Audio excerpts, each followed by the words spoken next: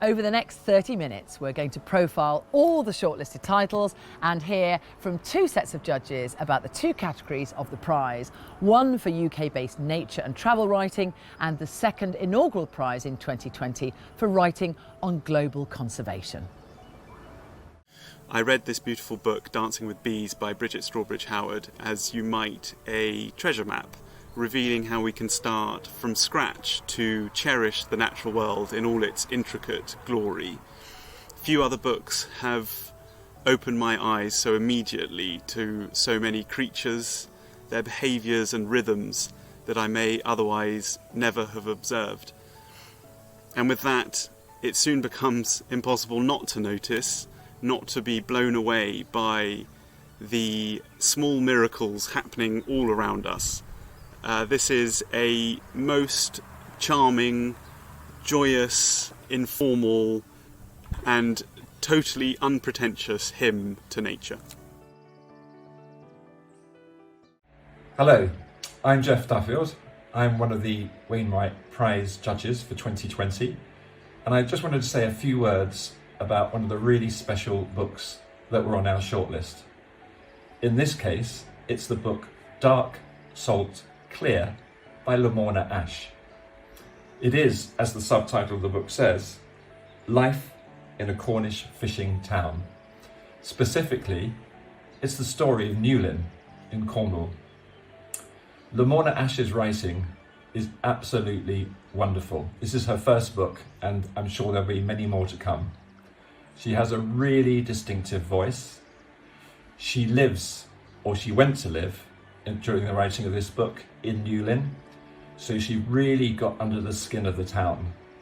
You get to know the characters, all the individuals in the town, and she really engages with fishing life in the town, and specifically the fishermen and fisherwomen who go out on the boats every day, and she goes out with them, and she paints some really marvellous scenes of being out on those seas with them. I really can't recommend this book highly enough.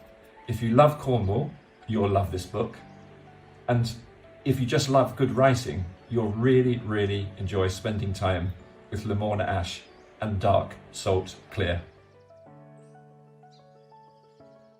Diary of a Young Naturalist by Dara Mcnulty is a very special book indeed by a sublimely gifted young writer.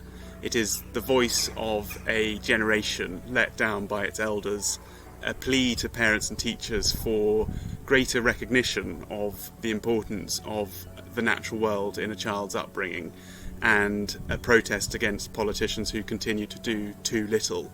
On top of which, it is a profoundly beautiful meditation on the bonds between the human and non-human worlds.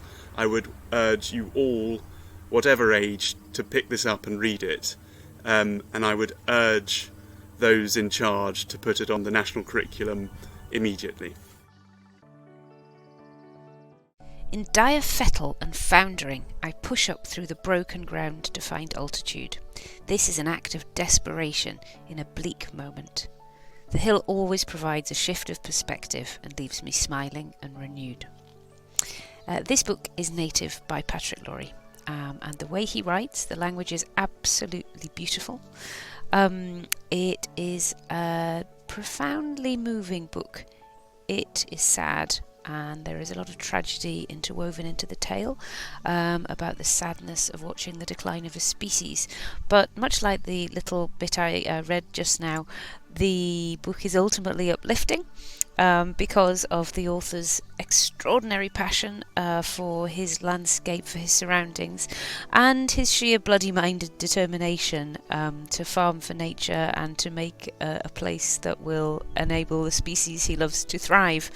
I'd strongly recommend it. It talks to so many human subjects. It tells wonderful tales of local people.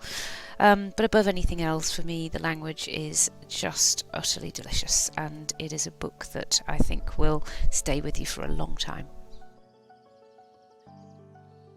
One of the books that we loved as judges is Mike Parker's On the Red Hill. As a book, this is an incredible story of place, following two couples and their lives in a house in rural Wales.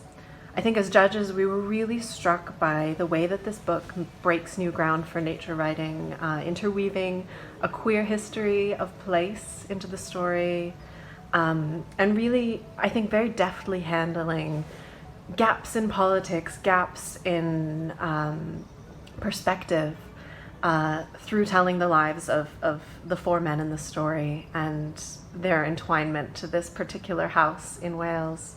So yeah, we're big fans of On the Red Hill. If you are looking for a transporting read that is immaculately structured, really, really beautifully done, and really, I think, pushes at the edges of what we can imagine nature writing to be, this is a book for you. As judges, we really loved The Frayed Atlantic Edge by David Gange. This is a book for historians, absolutely. I'm a historian myself, and so this is a book that really stood out to me as incredibly thoroughly researched. It follows David's journey as he kayaks down the Atlantic coast of the British Isles, so from the very tip of Shetland all the way down along the coast of Ireland, down towards Wales and Cornwall. And as a book, I think it's really remarkable, not only in its engagement with nature and with local history, it's very rich with local histories, but also just its complete raw engagement with the problems of nostalgia. He doesn't mince any words about the histories of colonialism. I think as a book, it really reimagines what this kind of history of that coast can look like. And beyond that, just all of us as judges were really struck by the sort of immense task of kayaking that coast. We were all sort of in awe. So yeah, a big recommend for The Frayed Atlantic Edge. Hi, I'm Patrick Neale, and I've been a bookseller for over 30 years. Being a Wainwright judge was a real busman's holiday. I love nature writing, so I feel really privileged to have been a judge. And one book that I probably wouldn't have read or come across if I hadn't been a judge was Ginny Reddy's Wonderland. So Ginny is not your regular nature writer. She admits she doesn't know much about nature, and she takes you on a madcap adventure all around Britain looking for what's magical in nature. And this is really a very funny book, and not all nature writing books are funny, so that's a real breath of fresh air. And also, she really does reach out to a whole new group of readers, and I think that's really important, that we don't want to be a small club. So Ginny's Wonderland is a really refreshing read, and I really recommend you read it.